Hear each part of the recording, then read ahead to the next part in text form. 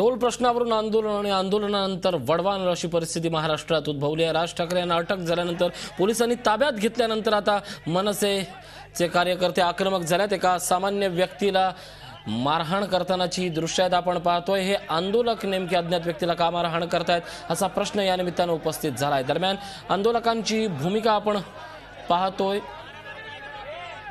आंदोलक टोल विरोधात आहेत। सामान्यांना मारहाण का आणि कशासाठी? कारण हा मुद्दा सामान्यांसाठी लढण्याचा आहे, सामान्यासाठी जगण्याचा आहे, म्हणून आपण आंदोलन करतोय। मग अशा या साऱ्या परिस्थितीत सामान्यांना मारहाण करून या आंदोलकांना नेमकं काय मिळालंय हा प्रश्न या निमित्ताने उपस्थित होतो। याला आंदोलन म्हणायचं की गुंडागर्दी?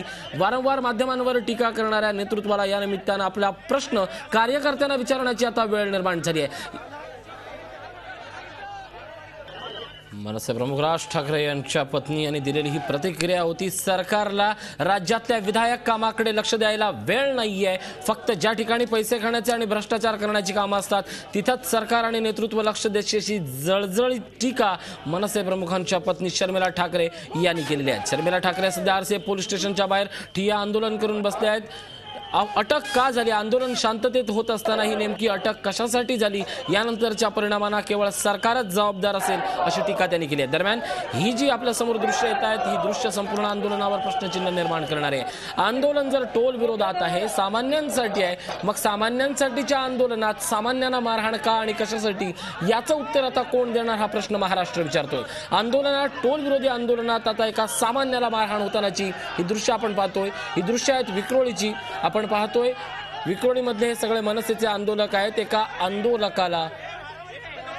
आंदोलकांकडून एका सामान्य व्यक्तीला मारहाण होतानाची ही दृश्य आहेत। काठीनं मारलं, झेंडानं मारलं, हाताबुक्क्यांनी त्याला पूर्णपणे मारलेला आहे। मात्र अशा पद्धतीचे आंदोलन करून जर सामान्यांना वेठीला धरायचं असेल तर सामान्यांसाठी आपण लढा करतोय हा प्रश्न आणि ही भूमिका घेऊन जाण्याची नेमकी राजकीय द्विधावस्था निर्माण झाली आहे की काय असा प्रश्नही निर्माण होतोय। याला आंदोलन म्हणायचं की गुंडागर्दी हा सरळ सोपा प्रश्न आहे त्या नेतृत्वाला। जिथंही सगळे आंदोलन चालू आहे, आंदोलनाच्या नावाखाली असले हे प्रकार सुरू आहेत तिथे सामान्यांना दडपशाही करून केवळ फोटोसाठी नौटंकी करून अशा प्रकारे आंदोलन सुपरहिट होणार असा दावा आहे की काय असे अनेक प्रश्न आज महाराष्ट्र विचारतोय।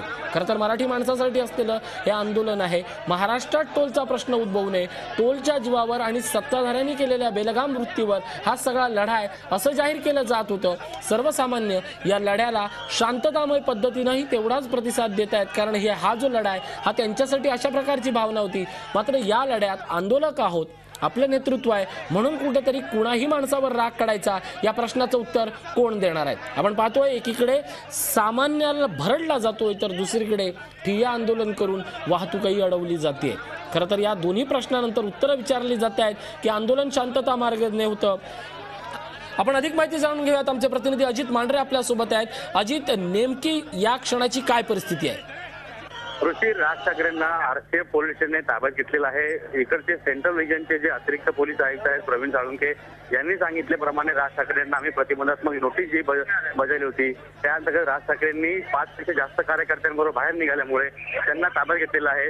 मुळात जी नोटीस त्यांना इश्यू केली त्यामध्ये देखील त्यांनी स्पष्टपणे म्हटलं होतं की मोर्चा, रास्ता रोको किंवा धरणे या संदर्भात कुठलेही कृत्य करण्याकरता राज ठाकरे यांना बंदी करण्यात आलेली आहे। तरी राज ठाकरे कार्यकर्त्यांच्या फौज बाहेर निघाले। राज ठाकरे त्यांनी घराच्या बाहेरून ताब्यात घेण्याचा प्रयत्न केला, पण त्या ठिकाणी कार्यकर्त्यांची फौज मोठी होती आणि त्यानंतर पुढे ज्यावेळी राज ठाकरेंना सायन ब्रिजच्या त्यांना प्रयत्न केला, त्यांना ताब्यात घेण्याचा प्रयत्न केला, त्यानंतर पुढे तिकडेही त्यांना ताब्यात घेता आलं नाही। पण प्रियदर्शनी पार्कजवळ पोलिसांनी मोठी फौज लावून रॅपिड ऍक्शन फोर्स असेल, राज्य राखीव दल असेल, मुंबई पोलीस असेल, नक्कीच अजित आपण पाहतोय मुंबई पोलीस कायदा 1951 कलम 37 अनुसार ही कारवाई झाली असंच म्हणता येईल। झी 24 तास रहा एक पाऊल पुढे।